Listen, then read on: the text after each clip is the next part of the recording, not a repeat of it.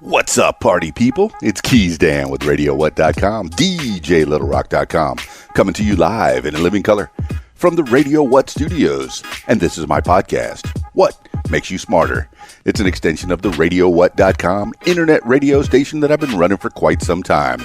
And if you need DJ services, please jump on over to DJLittleRock.com. Come on by. The water's fine.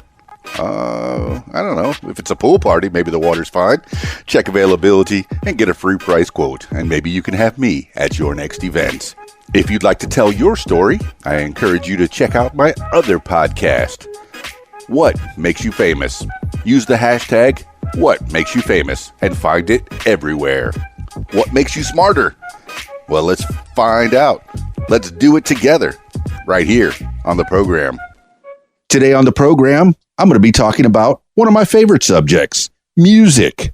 And to refine it even further, rock music. And to refine it even further, my favorite band of all time, Queen. Yeah, you might have heard of them. Queen, of course, they're a British rock band formed in London, 1970.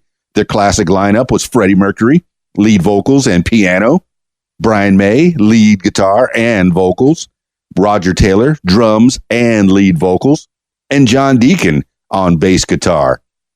Their earliest works were influenced by progressive rock, hard rock, and heavy metal, but the band gradually ventured into more conventional and radio-friendly works by incorporating further styles such as arena rock and pop rock.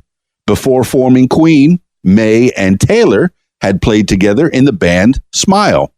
Mercury was a fan of Smile and encouraged them to experiment with more elaborate stage and recording techniques.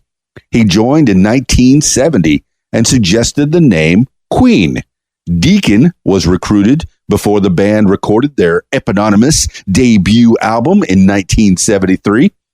Queen first charted in the UK with their second album, Queen 2, in 1974.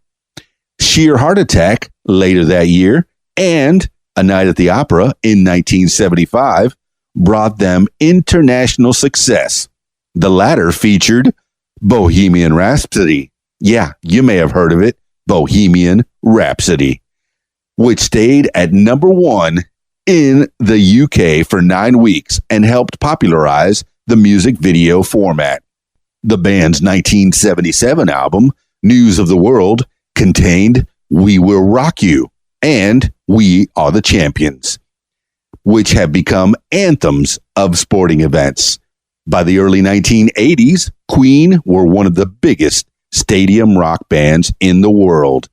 Another One Bites the Dust in 1980 became their best-selling single, while their 1981 compilation album, Greatest Hits, is the best-selling album in the UK and is certified 8 times platinum in the U.S.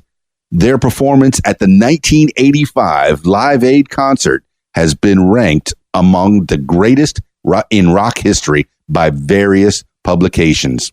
In 1986, Mercury gave his last performance with Queen at Knebworth, England. In 1991, he died of bronchopneumonia, a complication of AIDS, and Deacon retired in 1997. Since 2004, May and Taylor have been touring under the name Queen, a name with vocalist Paul Rodgers and Adam Lambert. Estimates of Queen's record sales range from 170 million to 300 million records, making them one of the world's best-selling music artists. Queen received the Outstanding Contribution to British Music Award from the British Phonographic Industry in 1990. They were inducted into the Rock and Roll Hall of Fame in 2001. Each member has composed hit singles, and all 4 were inducted into the Songwriters Hall of Fame in 2003. In 2005, Queen received the Ivor Novello Award for Outstanding Song Collection from the British Academy of songwriters, composers, and authors. In 2018, they were presented the Grammy Lifetime Achievement Award. Let's take it back a little bit. Yeah, my band, Queen. That's a little bit of an overview on the band. Let's go back to the history from 1968 to 1974, the early era. In 1968, guitarist Brian May, a student at London's Imperial College, and bassist Tim Staffel decided to form a band. May placed an advertisement on a college notice board for a Mitch Mitchell, Ginger Baker type drummer. Roger Taylor, a young dental student, auditioned and got the job. The group called themselves Smile. While attending Ealing Art College in West London, Staffel became friends with Faruka Freddie Bolzera, a fellow student from Zanzibar of Indian Parsi descent. Bolzera, who was working as a baggage handler at London's Heathrow Airport, felt that he and the band had the same tastes and soon became a keen fan of Smile. In 1970, after Staffel left to join the band Humpy Bong, the remaining Smile members, encouraged by now member Bolzera, changed their name to Queen and performed their first gig on the 18th of July in 1970. The band had a number of bass players during this period who did not fit with the band's chemistry. It was not until February of 1971 that they settled on John Deacon and began to rehearse for their first album. They recorded 4 of their own songs: Liar, Keep Yourself Alive, The Night Comes Down, and Jesus for a demo tape. No record companies were interested. It was also around this time that Freddie changed his name to Mercury, inspired by the line, "Mother Mercury, look what they've done to me," in the song My Fairy King. On the 2nd of July, 1971, Queen played their first show in the classic lineup of Mercury, May, Taylor, and Deacon at a Surrey college outside of London. Having attended art college, Mercury also designed Queen's logo, called the Queen Crest. Shortly before the release of the band's first album, the logo combines the zodiac signs of all 4 members, 2 lions for Leo, Deacon and Taylor, a crab for Cancer, May, and 2 fairies for Virgo, Mercury.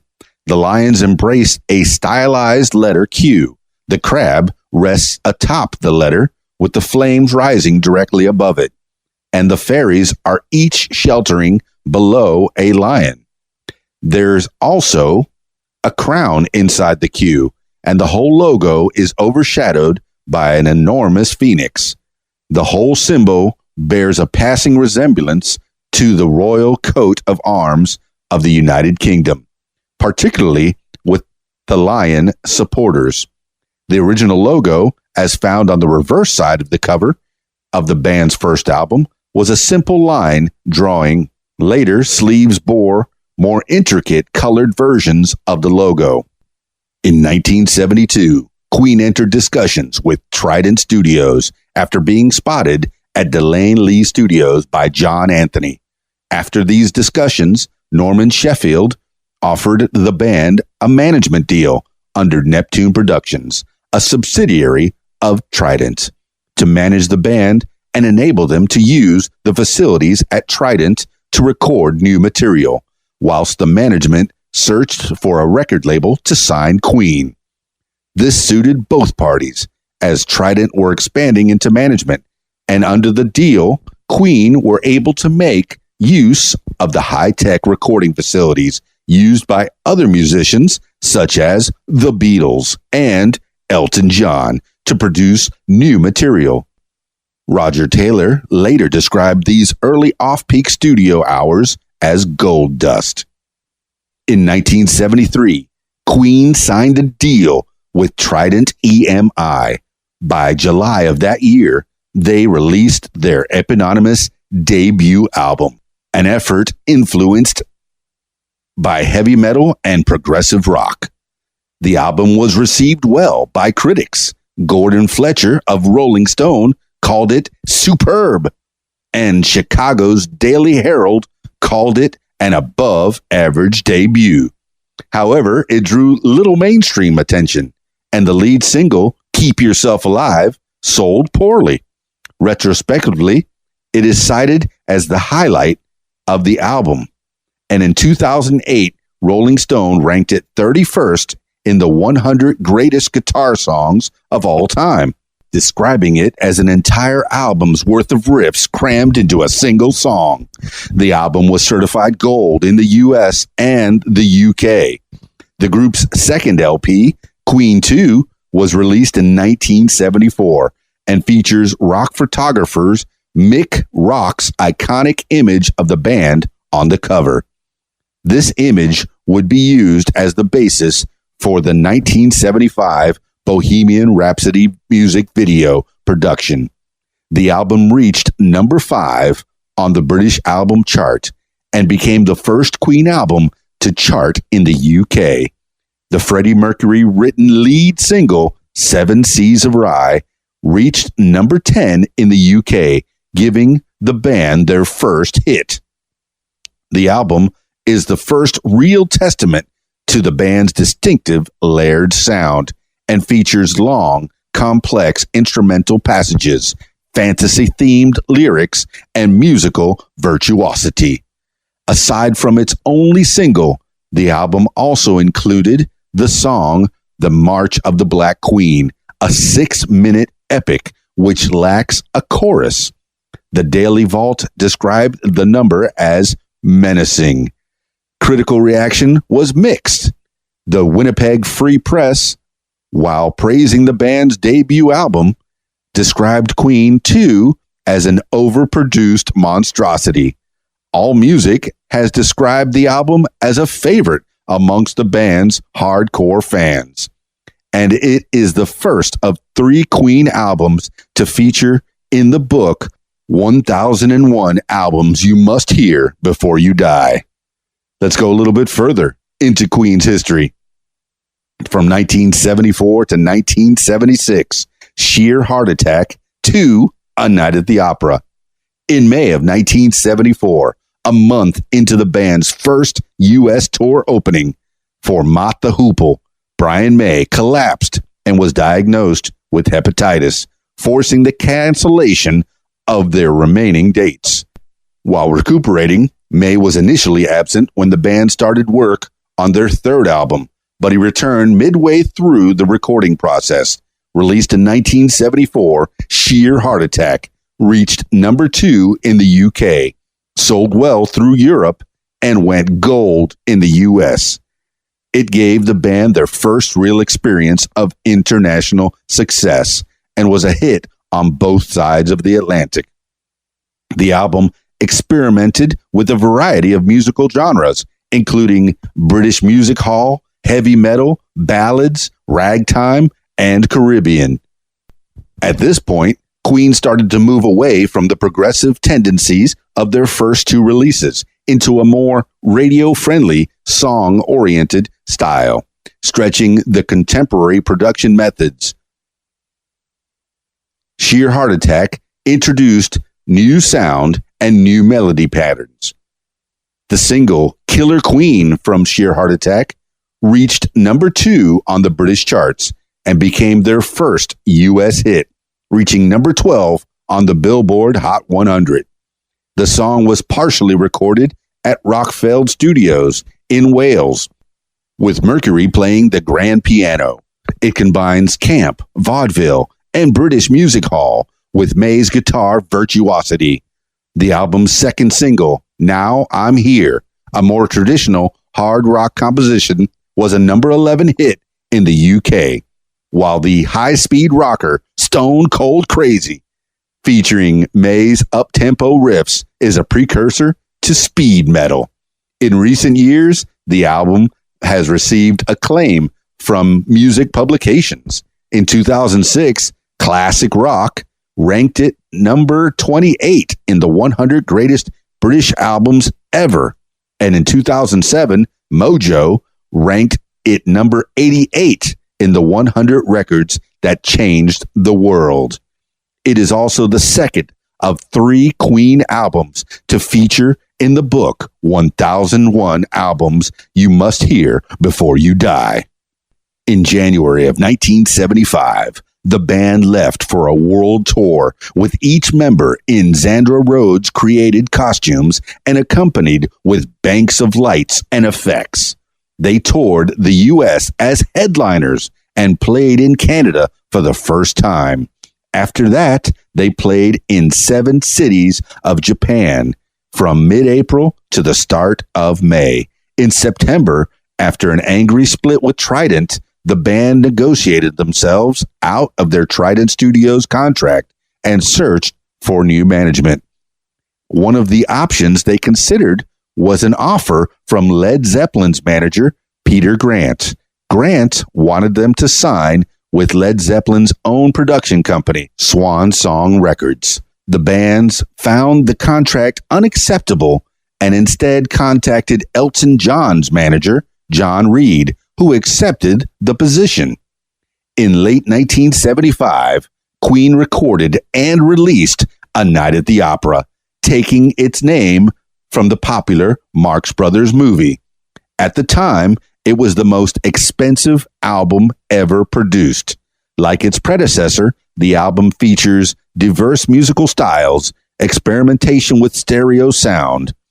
In the Prophet song, an 8-minute epic, the middle section is a canon with simple phrases layered to create a full choral sound. The Mercury-penned ballad Love of My Life featured a harp and overdubbed vocal harmonies.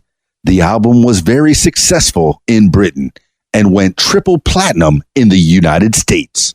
The British public voted it the 13th greatest album of all time in a 2004 Channel 4 poll. It has also ranked highly in international polls. In a worldwide Guinness poll, it was voted the 19th greatest of all time, while an ABC poll saw the Australian public vote it the 28th greatest of all time. A Night at the Opera has frequently appeared in greatest albums lists reflecting the opinions of critics. Among other accolades, it was ranked number 16 in Q Magazine's The 50 Best British Albums Ever in 2004, and number 11 in Rolling Stone's The 100 Greatest Albums of All Time, as featured in their Mexican edition in 2004. It was also placed at number 230 on a Rolling Stone magazine list of the 500 greatest albums of all time in 2003. A Night at the Opera is the third and final Queen album to be featured in the book 1001 Albums You Must Hear Before You Die. The album also featured the hit single Bohemian Rhapsody, which was number 1 in the UK for 9 weeks. Mercury's close friend and advisor, Capital London radio DJ Kenny Everett, played a pivotal role in giving the single exposure.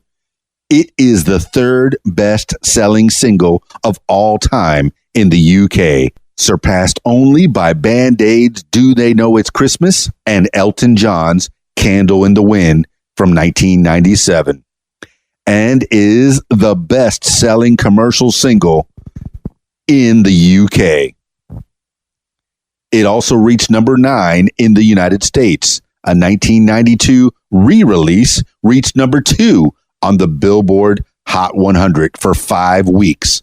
It is the only single to ever sell 1 million copies on 2 separate occasions, and became the Christmas number 1 twice in the UK, the only single ever to do so. Bohemian Rhapsody has also been voted the greatest song of all time on 3 different polls. The band decided to make a video to help go with the single and hired Trillion, a subsidiary of the former management company Trident Studios. Using the new technology to create the video, the result is generally considered to have been the first true music video ever produced. And popularized the medium. Although other bands, including the Beatles, had made short promotional films or videos of songs before, most of those were made to be aired on specific television shows. According to Brian May, the video was produced so the band could avoid miming on the BBC's Top of the Pops, since it would have looked strange miming to such a complex song. In addition, the band knew they would be set to appear at Dundee's Card Hall on tour and would be unable to appear on Top of the Pops. On the impact of the Bohemian Rhapsody promotional video, Rolling Stone states, its influence cannot be overstated, practically inventing the music video 7 years before MTV went on the air, ranking it number 31 on their list of 50 key events in rock music history. The Guardian stated it ensured videos would henceforth be a mandatory tool in the marketing of music. The first track on A Night at the Opera, Death on Two Legs, I sang it there, is said to have been written by Mercury about Norman Sheffield and the former management at Trident who helped make the video so popular. Because the band was broke despite the success of previous albums. The second single from the album, You're My Best Friend, the second song composed by John Deacon, and his first single, peaked at number 16 in the United States and went on to become a worldwide top 10 hit. The band's A Night at the Opera tour began in November 1975 and covered Europe, the United States, Japan, and Australia. Yeah. Moving forward into the future of Queen's history, from 1976 to 1979, A Day at the Races to Live Killers. By 1976, Queen were back in the studio recording A Day at the Races, which is often regarded as a sequel album to A Night at the Opera. It again borrowed a name of a Marx Brothers movie, and its cover was similar to that of A Night at the Opera, a variation on the same Queen logo. The most recognizable of the Marx Brothers, Groucho Marx, invited Queen to visit him in his Los Angeles home in March of 1977. There, the band thanked him in person and performed 39 a cappella. Musically, A Day at the Races was, by both fans and critics standards, a strong effort, reaching number 1 in the UK and Japan, and number 5 in the US. The major hit on the album was Somebody to Love, a gospel-inspired song in which Mercury, May, and Taylor multi-tracked their voices to create a 100-voice gospel choir. The song went to number 2 in the UK and number 13 in the US. The album also featured one of the band's heaviest songs, May's Tie Ya Mother Down, which became a staple of their live shows. During 1976, Queen played one of their most famous gigs, a free concert in Hyde Park, London. A concert organized by the entrepreneur Richard Branson. It set an attendance record with 150,000 people confirmed in the audience.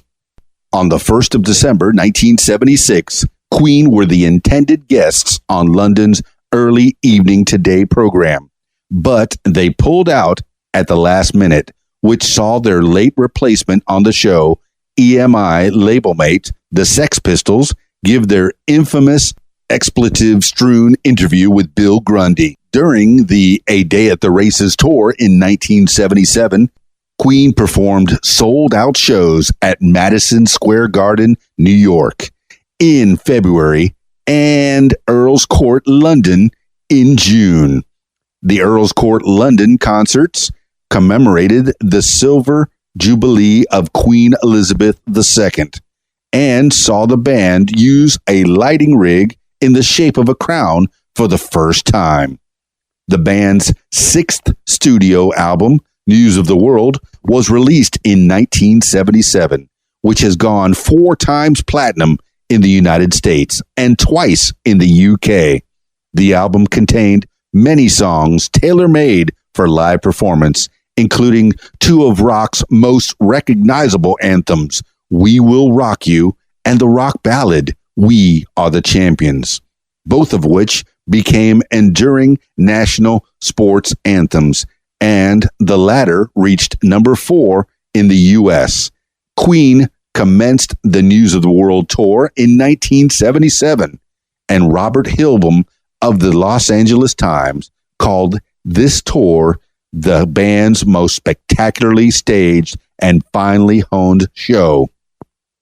During the tour, they sold out another 2 shows at Madison Square Garden, New York. And in 1978, they received the Madison Square Garden Gold Ticket Award for passing more than 100,000 unit ticket sales at the venue.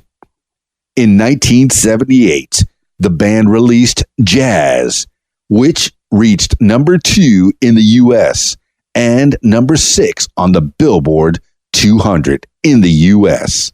The album included the hit singles Fat Bottom Girls and Bicycle Race on a double-sided record. Reviews of the album in recent years have been more favorable. Another notable track from Jazz, Don't Stop Me Now, provides another example of the band's exuberant vocal harmonies. In 1978, Queen toured the U.S. and Canada, spent much of 1979 touring in Europe and Japan. They released their first live album, Live Killers, in 1979. It went platinum twice in the U.S. Queen also released a very successful single, Crazy Little Thing Called Love, a rockabilly-inspired song done in the style of Elvis Presley.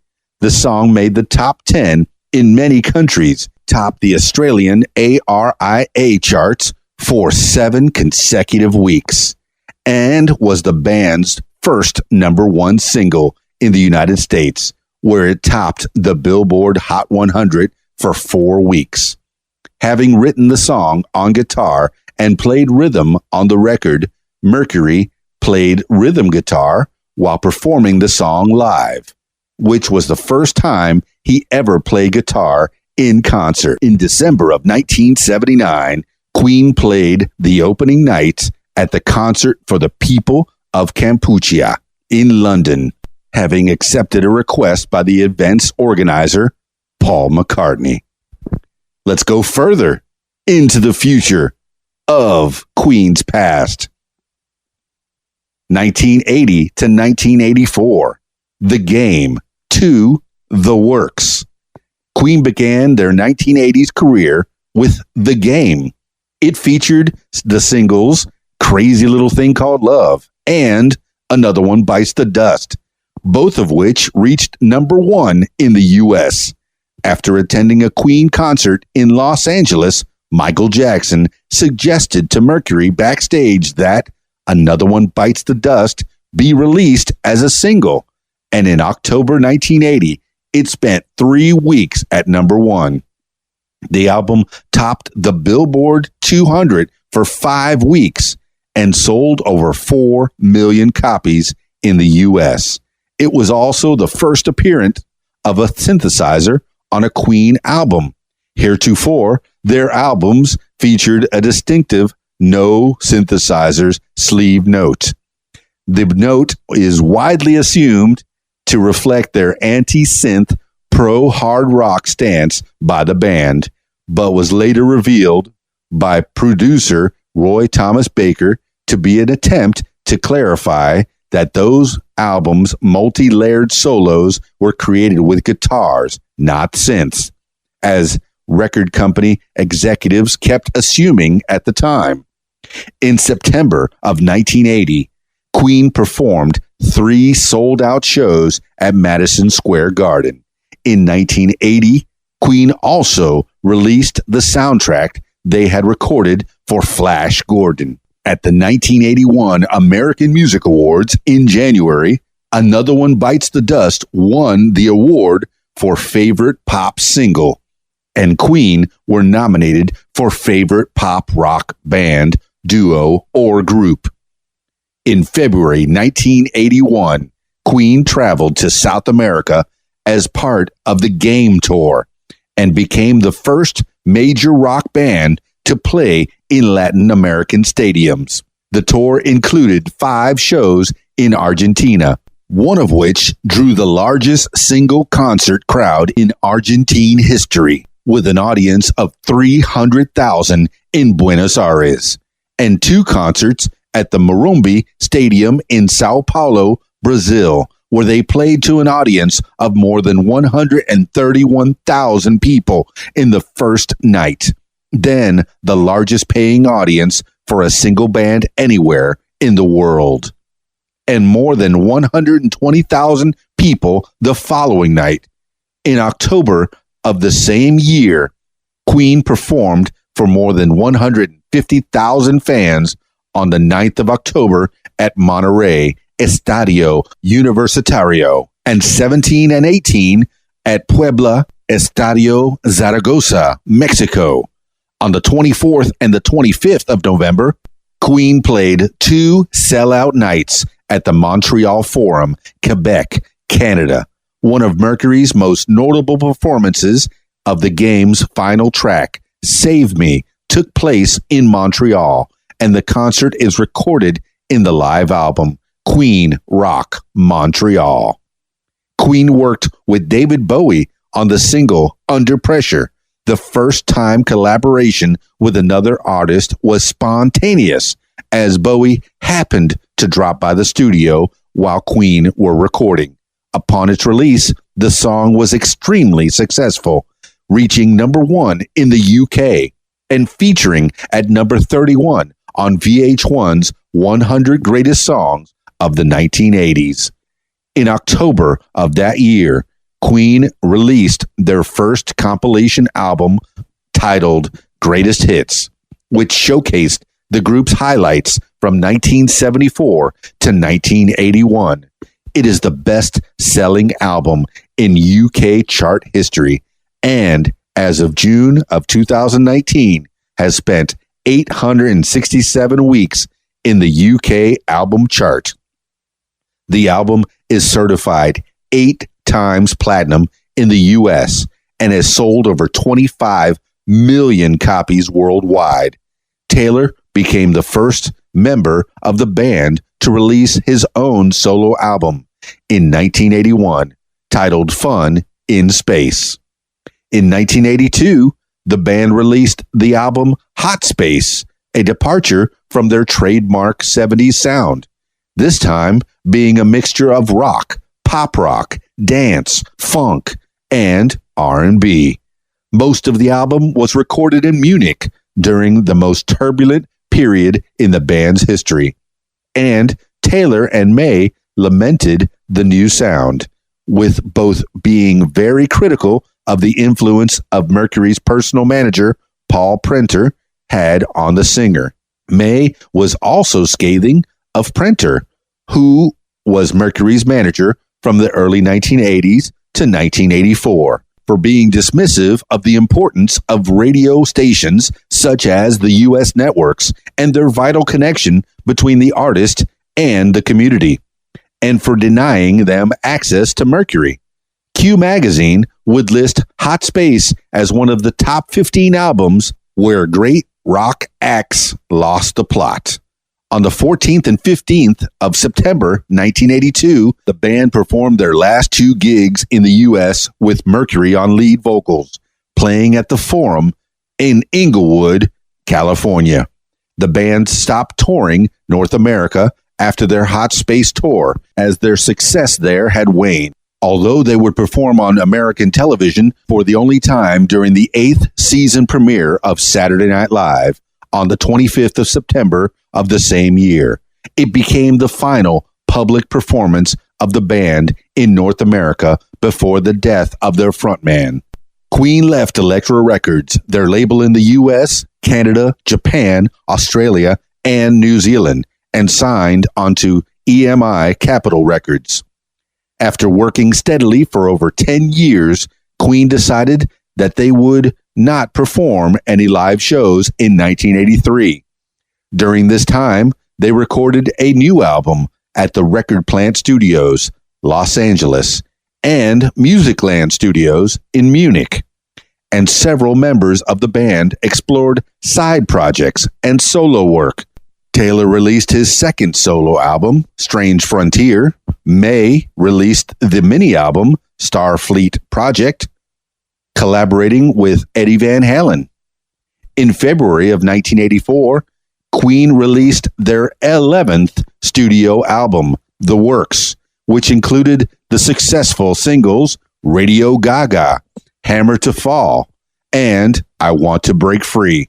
Despite these hit singles, the album failed to do well in the US, where the cross-dressing video for I Want to Break Free, a parody of the British soap opera Coronation Street, proved controversial and was banned by MTV, while in the UK, it went triple platinum and remained in the album's chart for 2 years. The concept of the video came from Roger Taylor, who stated to Q Magazine, "We had done some really serious, epic videos in the past, and we just thought we'd have some fun.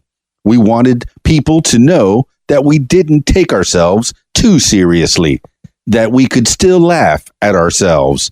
I think we proved that." That year, Queen began the Works Tour, the first tour to feature keyboardist Spike Edney as an extra live musician. The tour featured 9 sold-out dates in October: Bophuthatswana, South Africa, at the Arena in Sun City.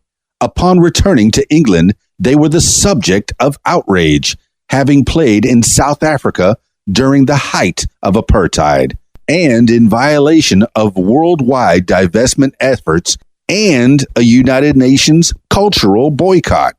The band responded to the critics by stating that they were playing music for fans in South Africa, and they also stressed that the concerts were played before integrated audiences. Queen donated to a school for the deaf and blind as a philanthropic gesture, but were fined by the British Musicians Union and placed on the United Nations blacklisted artists. Moving forward into the history of Queen, the band, from 1985 to 1988, Live Aid and tours. In January of 1985, Queen headlined 2 nights of the first Rock in Rio festival at Rio de Janeiro, Brazil, and played in front of over 300,000 people each night. The Boston Globe described it as a mesmerizing performance.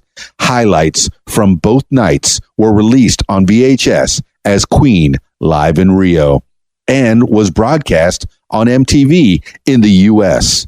In April and May of 1985, Queen completed the Works Tour with sold-out shows in Australia and Japan. At Live Aid, held at Wembley on the 13th of July, 1985, in front of the biggest ever TV audience of 1.9 billion, Queen performed some of their greatest hits. The sold-out stadium audience of 72,000 people clapped, sang, and swayed in unison. The show's organizers, Bob Geldof and Midge Ure, other musicians such as Elton John, Cliff Richard, and Dave Grohl, and journalists writing for the BBC, CNN, Rolling Stone, MTV, The Telegraph, amongst others, described Queen as the highlight. An industry poll in 2005 ranked it the greatest rock performance of all time. Mercury's powerful, sustained note during the a cappella section came to be known as the note heard round the world. The band were revitalized by the response to Live Aid, quote, shot in the arm, Roger Taylor called it, and the ensuing increase in record sales. Queen ended 1985 by releasing the single One Vision and a limited edition boxed set of Queen albums, The Complete Works. The package included the 1984 Christmas single, Thank God It's Christmas, and previously unreleased material. In early 1986, Queen recorded the album A Kind of Magic, containing several reworkings of songs written for the fantasy action film Highlander. The album was successful in the UK and many other countries, producing a string of hits, including A Kind of Magic, One Vision, Friends Will Be Friends, Princes of the Universe, and Who Wants to Live Forever. In the US, the album only peaked at number 46 and was described by biographer Mark Blake as a so-so album and, quote, a somewhat uneven listening experience, end quote. In mid-1986, Queen went on to the Magic Tour, their final tour with Freddie Mercury. They once again hired Spike Edney. The Magic Tour's highlight was at Wembley Stadium in London and resulted in the live double album, Queen at Wembley, released on CD and as a live concert VHS DVD, which has gone 5 times platinum in the US and 4 times platinum in the UK. Queen could not book Wembley for the third night, but played at Knebworth Park. The show sold out within 2 hours, and over 120,000 fans packed the park for what was Queen's final performance with Freddie Mercury. Queen began the tour at the Rosunda Stadium in Stockholm, Sweden, and during the tour, the band performed a concert at Cian Castle, Ireland, in front of an audience of 95,000, which broke the venue's attendance record. The band also played Behind the Iron Curtain when they performed to a crowd of 80,000 at the Népstadion in Budapest, in what was one of the biggest rock concerts ever held in Eastern Europe. More than 1 million people saw Queen on the tour, 400,000 in the UK alone, a record at the time. After working on various solo projects in 1988, including Mercury's collaboration with Montserrat Caballé, Barcelona, the band released The Miracle in 1989. The album continued the direction of A Kind of Magic, using a pop rock sound mixed with a few heavy numbers. It spawned the European hits I Want It All, Break Through, The Invisible Man, Scandal, and The Miracle. The Miracle also began a change in direction of Queen's songwriting philosophy. Beforehand, nearly all songs had been written by and credited to a single member. With The Miracle, their songwriting became more collaborative, and they vowed to credit the final product only to Queen as a group. Going further into the history of Queen, the band. From 1988 to 1992, Freddie Mercury's final years. After fans noticed Mercury's increasingly gaunt appearance in 1988, the media reported that Mercury was seriously ill with AIDS, frequently mentioned as a likely illness. Mercury denied this, insisting he was merely exhausted and too busy to provide interviews. He was now 42 years old and had been involved in music for nearly 2 decades. Mercury had, in fact, been diagnosed as HIV positive in 1987, but did not make his illness public, with only his inner circle of colleagues and friends aware of his condition. The band continued recording albums, starting with The Miracle in 1989 and continued with Innuendo 1991. In 1990, Queen ended their contract with Capitol and signed with Hollywood Records. Through the deal, Disney acquired the North American distribution rights to Queen's catalog for $10 million and remains the group's music catalog owner and distributor in the United States and Canada. In February that year, Mercury made his final public appearance when he joined the rest of Queen to collect the Brit Award for Outstanding Contribution to British Music. Through 1990, media reports persisted that Mercury was seriously ill, but he continued to deny them. Innuendo was released in early 1991 with an eponymous #1 UK hit and other charting singles released later in the year, which included The Show Must Go On. This song, released as a forerunner to Greatest Hits 2, featured archive footage of Queen's performances between 1981 and 1989, and along with the manner of its lyrics, fueled reports that Mercury was dying. Freddie Mercury was increasingly ill and could barely walk when the band recorded The Show Must Go On in 1990. Because of this, May had concerns about whether he was physically capable of singing it, but May recalled that he, quote, completely killed it. The rest of the band were ready to record when Mercury felt able to come into the studio for an hour or two at the time. May says of Mercury, quote, he just kept saying, write me more, write me stuff. I want to sing this and do it. And when I am gone, you can finish it off. He had no fear, really, end quote. The band's second Greatest Hits compilation, Greatest Hits 2, followed in October 1991.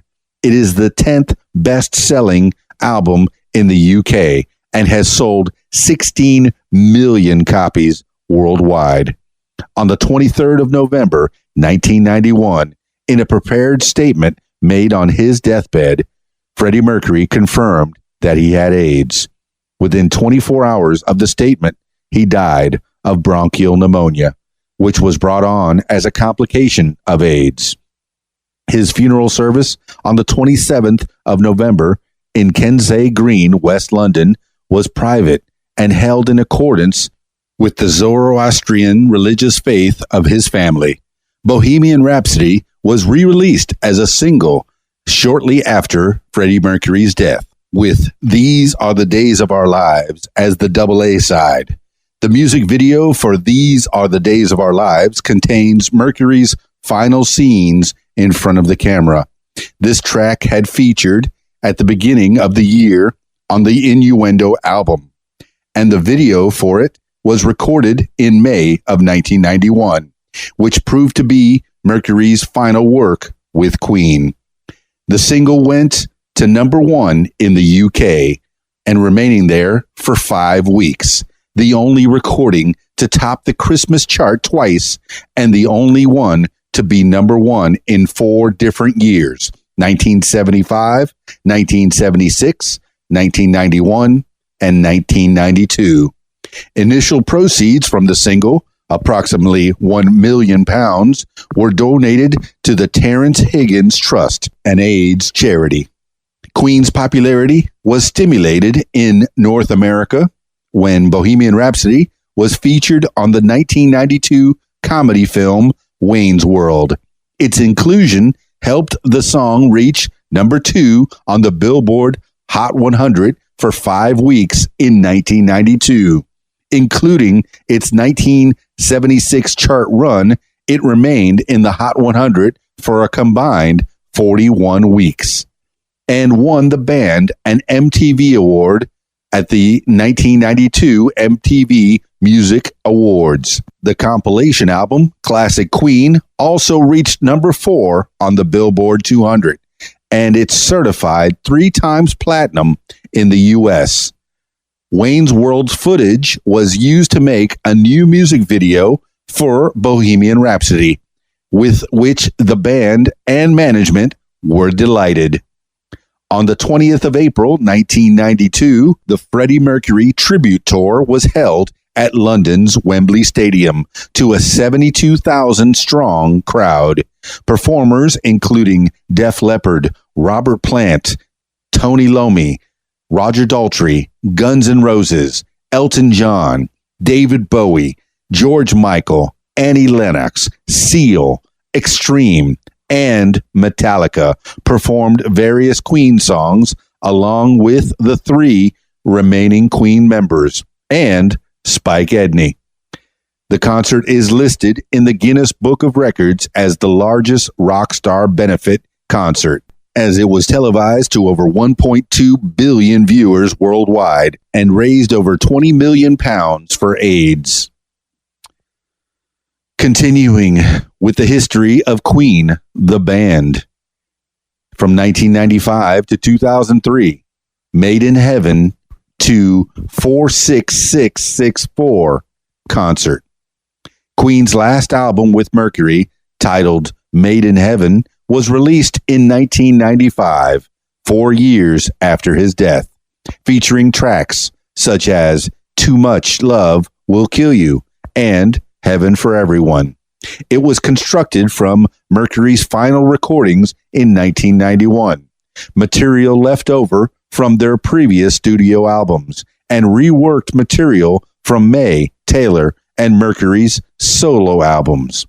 The album also featured the song Mother Love, the last vocal recording Mercury made, which he completed using a drum machine, over which May, Taylor, and Deacon later added the instrumental track.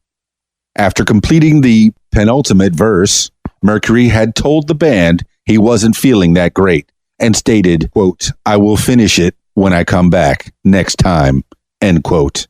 Mercury never returned to the studio afterwards, leaving May to record the final verse of the song. Both stages of recording before and after Mercury's death were completed at the band studio in Montreux, Switzerland. The album reached number 1 in the UK following its release, their 9th number 1 album, and sold 20 million copies worldwide. On the 25th of November, 1996, a statue of Freddie Mercury was unveiled in Montreux, overlooking Lake Geneva, almost 5 years to the day since his death. In 1997, Queen returned to the studio to record No One But You, Only the Good Die Young, a song dedicated to Mercury and all those who will die too soon. It was released as a bonus track on the Queen Rocks compilation album later that year. In January of 1997, Queen performed The Show Must Go On live with Elton John and the Béjart Ballet in Paris on a night Mercury was remembered, and it marked the last performance and public appearance of John Deacon, who chose to retire. The Paris concert was only the second time Queen had played live since Mercury's death, prompting Elton John to urge them to perform again. Brian May and Roger Taylor performed together at several award ceremonies and charity concerts, sharing vocals with various guest singers. During this time, they were billed as Queen Plus, followed by the guest singer's name. In 1998, the duo appeared at Luciano Pavarotti's benefit concert, with May performing Too Much Love Will Kill You, with Pavarotti later playing Radio Gaga, We Will Rock You, and We Are the Champions with Zucchero. They again attended and performed at Pavarotti's benefit concert in Modena, Italy, in May of 2003. Several of the guest singers recorded new versions of Queen's hits under the Queen Plus name, such as Robbie Williams providing vocals for We Are the Champions for the soundtrack A Knight's Tale. In 1999, a Greatest Hits 3 album was released. This featured, amongst others, Queen Plus Wyclef Jean on a rap version of Another One Bites the Dust, a live version of Somebody to Love by George Michael, and a live version of The Show Must Go On with Elton John were also featured in the album. By this point, Queen's vast amount of record sales had made them the second best-selling artist in the UK of all time, behind the Beatles. On the 18th of October, 2002, Queen were awarded the 2,207th star on the Hollywood Walk of Fame for their work in the music industry, which is located at 6358 Hollywood Boulevard. On the 29th of November, 2003, May and Taylor performed at the 46664 concert hosted by Nelson Mandela at Greenpoint Stadium, Cape Town, to raise awareness of the spread of HIV/AIDS in South Africa. A new song, Invincible Hope, featuring Mandela's speech and credited to Queen plus Nelson Mandela, was performed during the concert and later released on the 46664 1 year on EP. During that period, May and Taylor spent time at Mandela's home discussing how Africa's problems might be approached. And 2 years later, the band were made ambassadors for the 46664 cause. Continuing from 2004 to 2009, Queen plus Paul Rodgers. At the end of 2004, May and Taylor announced that they would reunite and return to touring in 2005 with Paul Rodgers, founder and former lead singer of Free and Bad Company. Brian May's website also stated that Rodgers would be featured with Queen as Queen plus Paul Rodgers, not replacing Mercury. Deacon, who was retired, did not participate. In November 2004, Queen were among the inaugural inductees into the UK Music Hall of Fame, and the award ceremony was the first event at which Rodgers joined May and Taylor as the vocalist. Between 2005 and 2006, Queen plus Paul Rodgers embarked on a world tour, which was the first time Queen toured since their last tour with Freddie Mercury in 1986. Taylor said, quote, "We never thought we would tour again. Paul came along by chance, and we seemed to have a chemistry. Paul is such a great singer. He's not trying to be Freddie," end quote. The first leg was in Europe, the second in Japan, and the third in the U.S. in 2006. Queen received the inaugural VH1 Rock Honors at the Mandalay Bay Event Center in Las Vegas, Nevada. On the 25th of May, 2006, Foo Fighters paid homage, performing Tie Your Mother Down to open the ceremony before being joined on stage by May, Taylor, and Rodgers, who played a selection of Queen hits. On the 15th of August, 2006, May confirmed through his website and a fan club that Queen plus Paul Rodgers would begin producing their first studio album, beginning in October, to be recorded at a secret location. Queen plus Paul Rodgers performed at the Nelson Mandela 90th birthday tribute held in Hyde Park, London, on the 27th of June, 2008, to commemorate Nelson Mandela's 90th birthday, and again promote awareness of the HIV/AIDS pandemic. The first Queen plus Paul Rodgers album, titled The Cosmos Rocks, was released in Europe on the 12th of September 2008, and in the United States on the 28th of October 2008. Following the release of this album, the band again went on a tour through Europe, opening at Kharkiv's Freedom Square in front of 350,000 Ukrainian fans. The Kharkiv concert was later released on DVD. The tour then moved to Russia, and the band performed 2 sold-out shows at the Moscow Arena, having completed the first leg of its extensive European tour, which saw the band play 15 sold-out dates across 9 countries. The UK leg of the tour sold out within 90 minutes of going on sale and included 3 London dates, the first of which was the O2 Arena On the 13th of October, the last leg of the tour took place in South America and included a sold-out concert at the Estadio José Amalfitani, Buenos Aires. Queen plus Paul Rodgers officially split up without animosity on the 12th of May, 2009.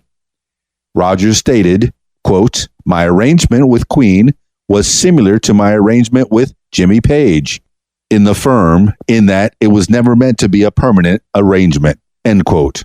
Rodgers did not rule out the possibility of working with Queen again. Moving on to 2009 to 2011, departure from EMI and the 40th anniversary. On the 20th of May, 2009, May and Taylor performed We Are the Champions live on the season finale of American Idol, with winner Chris Allen and runner-up Adam Lambert providing a vocal duet. In mid-2009, after the split of Queen plus Paul Rodgers, the Queen online website announced a new greatest hits compilation named Absolute Greatest. The album was released on the 16th of November and peaked at number 3 in the official UK chart. The album contains 20 of Queen's biggest hits spanning their entire career and was released in 4 different formats: single disc, double disc with commentary, double disc with feature book, and a vinyl record. Before its release, Queen ran an online competition to guess the track listing as a promotion for the album.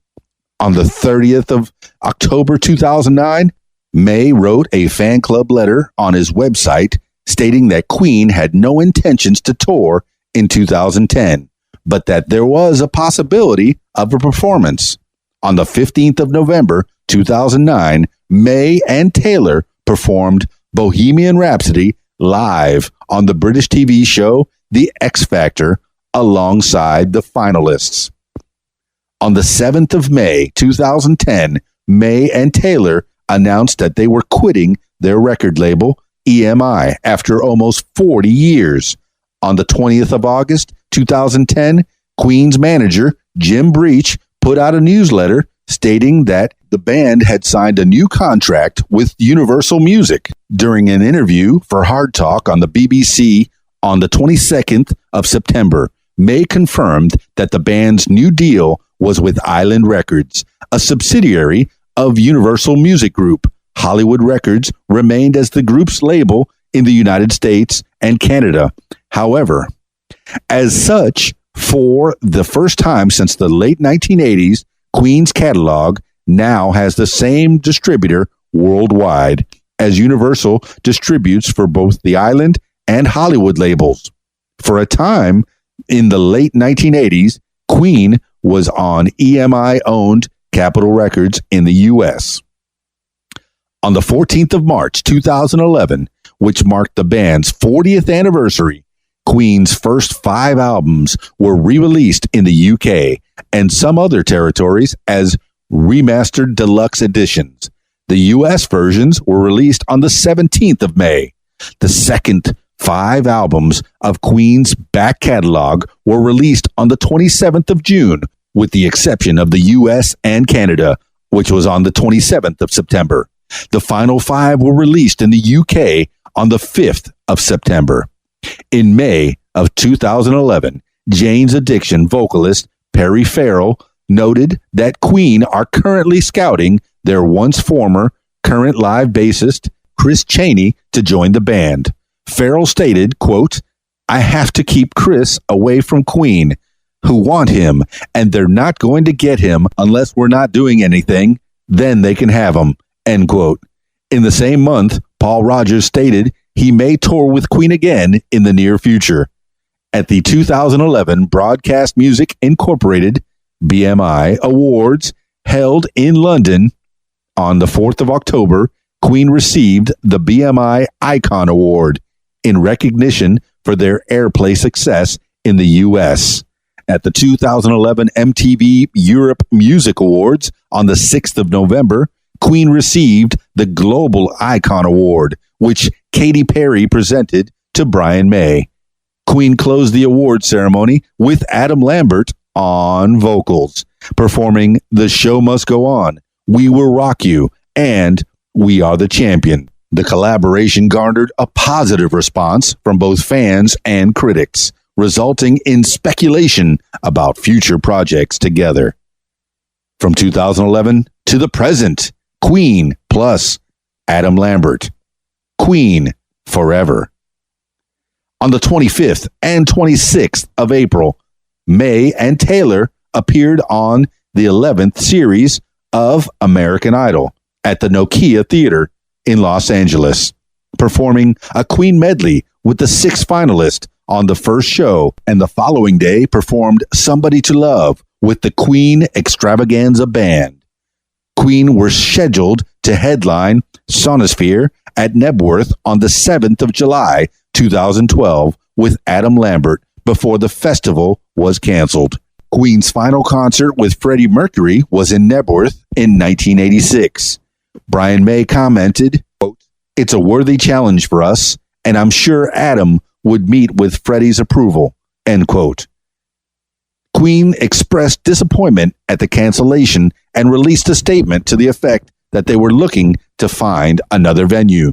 Queen plus Adam Lambert played 2 shows at the Hammersmith Apollo in London on the 11th and 12th of July, 2012. Both shows were sold out within 24 hours of tickets going on open sale. A third London date was scheduled for the 14th of July. On the 30th of June, Queen plus Adam Lambert performed in Kiev, Ukraine, at a joint concert with Elton John for the Elena Pinchuk Anti-AIDS Foundation.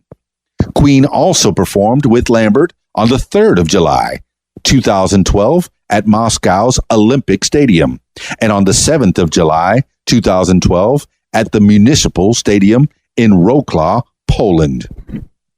On the 12th of August, 2012, Queen performed at the closing ceremony of the 2012 Summer Olympics in London. The performance at London's Olympic Stadium opened with a special remastered video clip of Mercury on stage performing his call and response routine during their 1986 concert at Wembley Stadium. Following this, May performed part of the Brighton Rock solo before being joined by Taylor and solo artist Jessie J for a performance of We Will Rock You.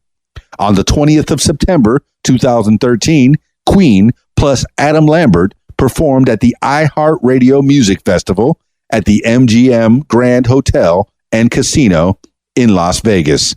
Queen plus Adam Lambert toured North America in the summer of 2014 and Australia and New Zealand in August-September of 2014.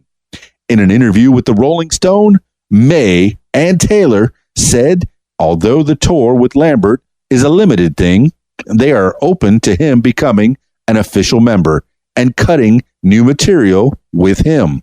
In November of 2014, Queen released a new album, Queen Forever.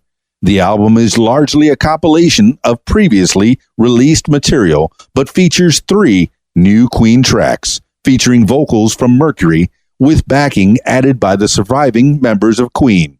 One new track, There Must Be More to Life Than This, a duet between Mercury and Michael Jackson.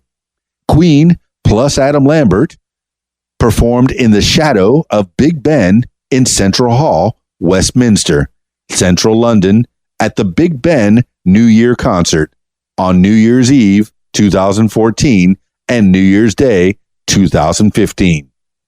In 2016, the group embarked across Europe and Asia on the Queen plus Adam Lambert 2016 Summer Festival Tour. This included closing the Isle of Wight Festival in England on the 12th of June, where they performed Who Wants to Live Forever as a tribute to the victims of the mass shooting at a gay nightclub in Orlando, Florida, earlier that day. On the 12th of September, they performed at the Park Hayarkin in Tel Aviv, Israel, for the first time in front of 58,000 people.